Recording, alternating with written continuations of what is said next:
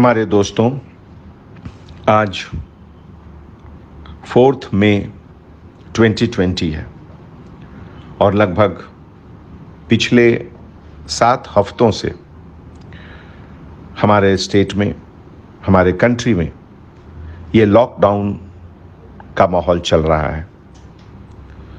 Corona के सिलसिले में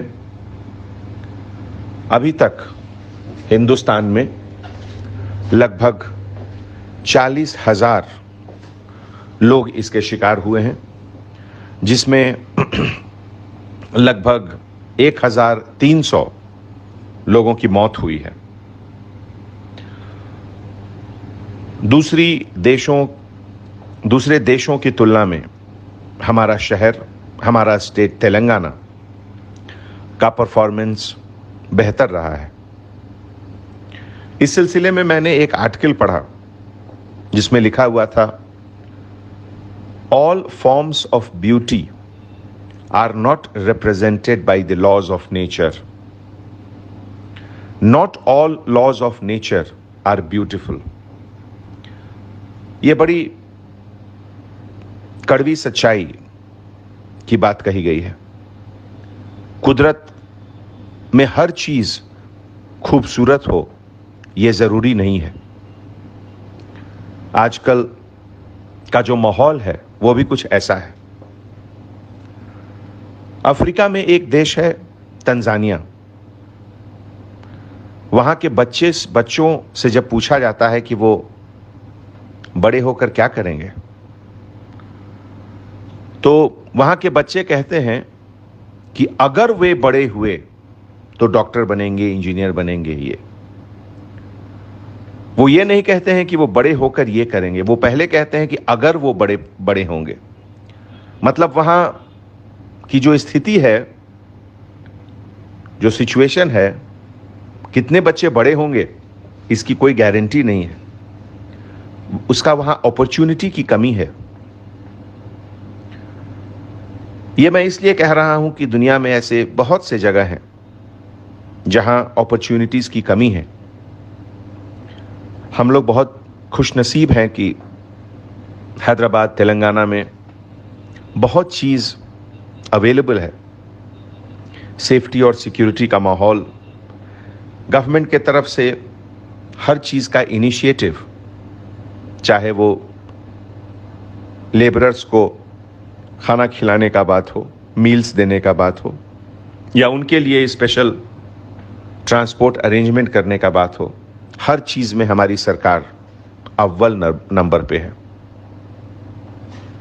तो ऐसे से इस हालात में आपकी हमारी जिम्मेवारी भी कुछ बनती है। ये कोविड-19 की शुरुआत चाइना से हुई और ये कैसे कहां कहां फैला, उसको हम लोग बदल नहीं सकते हैं। शुरुआत और ग्रोथ को हम लोग नहीं बदल सकते हैं, लेकिन ये कैसे खत्म होगा वो जरूर हम लोग डिसाइड कर सकते हैं। अगर आप और हम मिलकर ये सोच लें कि हम सोशल डिस्टेंसिंग रखेंगे, प्रिकॉशंस लेंगे, तो ये कोविड-19 कैसे खत्म होगा ये हम और आप मिलकर डिसाइड कर सकते हैं। गुजरे हुए दिनों को हम लोग नहीं बदल सकते हैं, लेकिन आने वाले दिनों को हम बदल सकते हैं अगर हमारे पास सेल्फ डिसिप्लिन है, सेल्फ कंट्रोल है। मैं एक छोटा सा एग्जाम्पल देना चाहूंगा। एक गरीब देश है वियतनाम। बड़ा जांबाज है वहां के लोग।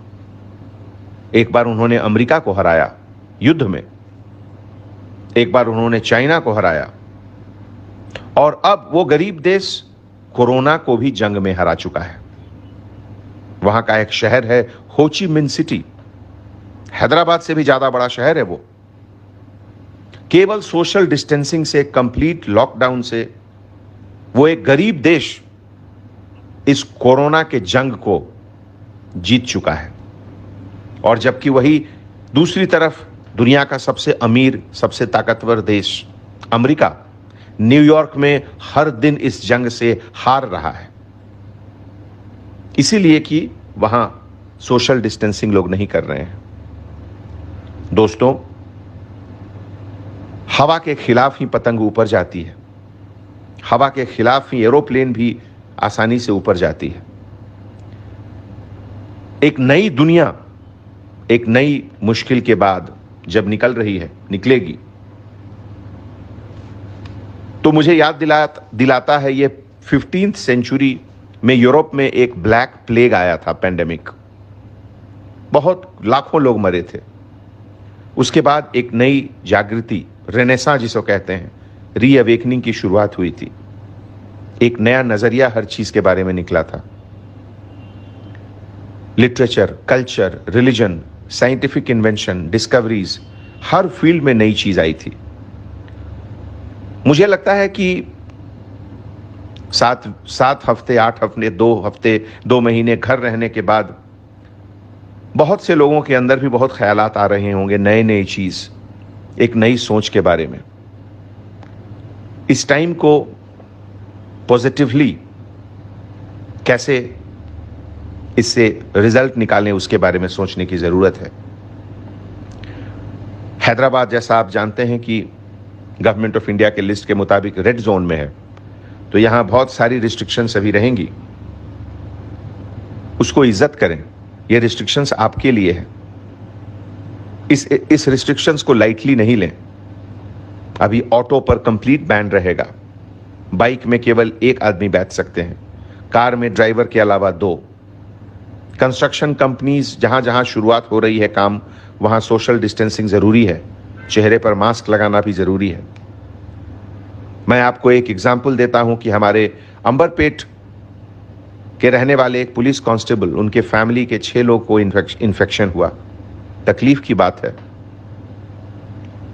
और इससे एक लेसन भी मिलता है कि हम लोग सबको अलर्ट रहने की बहुत जरूरत है।